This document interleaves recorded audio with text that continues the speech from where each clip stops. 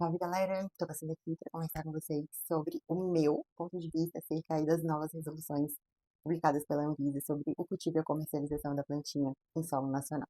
Bem, o primeiro ponto importante é deixar claro que o Brasil não chegou à regulação da cannabis por planejamento estatal.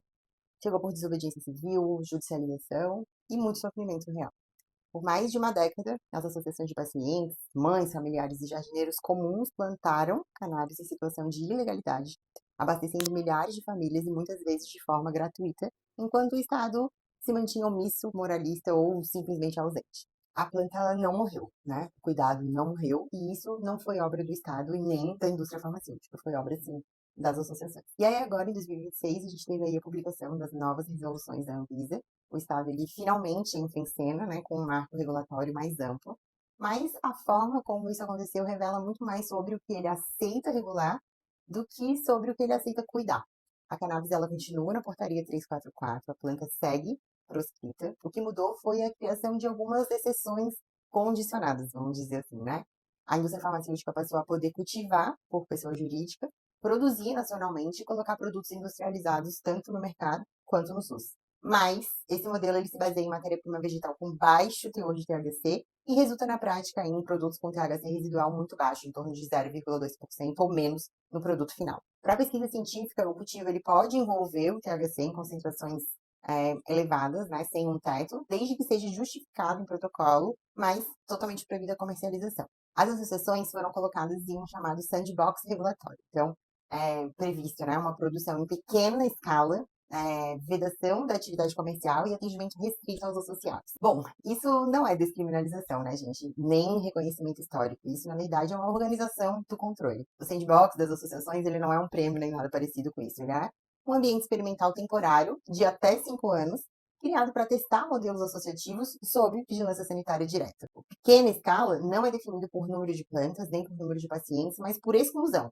É tudo aquilo que não se parece com a indústria e nem com o mercado. Na prática, as associações podem produzir, desde que não vendam, não lucrem, não expandam livremente, não forneçam ao Estado e não atuem fora do protocolo aprovado pela Anvisa. O sandbox ele não cria um direito adquirido, não garante transição futura e não assegura sustentabilidade econômica. Ele filtra. Tecnicamente, as associações que têm decisões judiciais continuam podendo operar, né? A Anvisa ela não revogou os habeas corpus, mas politicamente o cenário mudou. Com essas normas sanitárias vigentes, o judiciário ele vai passar a ter um parâmetro institucional. A judicialização deixa de ser um espaço de vanguarda e passa a ser uma zona de resistência. O sandbox ele não obriga ninguém a entrar, mas ele, de certa forma, isola quem fica de fora. O cultivo individual ele permaneceu fora do marco sanitário, seguindo aí só no campo judicial como já era. Depois da publicação formal aí das novas resoluções, a direção da Anvisa publicou um texto defendendo a regulação da cannabis como uma forma de proteger, cuidar e organizar uma realidade que já existe. E eu concordo. Regular é necessário, segurança sanitária importa e o sofrimento dos pacientes é real. Mas olhando para as decisões concretas que foram tomadas, né, a partir da lente de quem acompanha pacientes e associações há alguns anos, eu não consigo enxergar uma coerência completa entre o discurso e a prática regulatória. Na prática, o que se estruturou no Brasil é um modelo em que produtos com baixo teor de THC que entram no mercado nacional, nas licitações e nas políticas públicas. Já para quem precisa de THC em concentrações terapeuticamente relevantes, e isso inclui bastante gente, as opções elas continuam sendo basicamente duas: importar individualmente ou se vincular a uma associação. Apesar de todo o discurso sobre produção nacional, cadeia produtiva, o Brasil segue sem qualquer modelo de geração de valor interno em torno dessa molécula que é o THC. Não tem política pública, não tem inserção no SUS, não tem produção nacional economicamente viável. O THC permanece fora da economia formal brasileira, mesmo sendo central para o cuidado de muitos pacientes. E eu não estou dizendo aqui que isso decorre de má fé. Existem razões institucionais e políticas para essas escolhas. Mas, do ponto de vista de quem olha para a ponta, o modelo reconhece a realidade apenas até certo limite, né? E para exatamente no ponto onde o THC começa.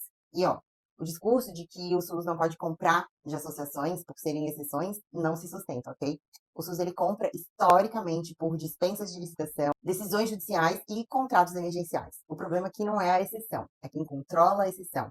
Os produtos importados seguem sendo uma das únicas saídas para quem precisa de THC, mesmo com fiscalização limitada sobre o cultivo, pesticida, cadeia produtiva. Enquanto isso, as associações nacionais, né, com rastreabilidade real, custo menor, vínculo direto com os pacientes, seguem fora da política pública. E isso revela uma escolha. É mais confortável empurrar o cuidado para fora do país do que enfrentar aí internamente o debate sobre o THC como uma política de saúde. As associações sustentaram o acesso à cannabis no Brasil quando isso era crime, criaram saber técnico, cuidaram de famílias e formaram pacientes e também profissionais. Sem elas, será que haveria mercado, RDCs, indústrias, SUS debatendo cannabis hoje? E ainda assim, o modelo regulatório atual não as integra ao SUS, não reconhece seu papel econômico e não repara o papel histórico que elas exerceram. O Estado chegou atrasado e chegou regulando.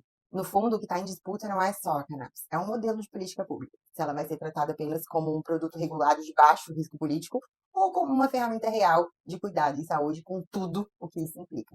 Enquanto essa decisão não for enfrentada com honestidade, o sofrimento seguirá sendo privado, judicializado ou empurrado para fora do país. E as associações seguirão fazendo na prática o que o Estado ainda não decidiu assumir.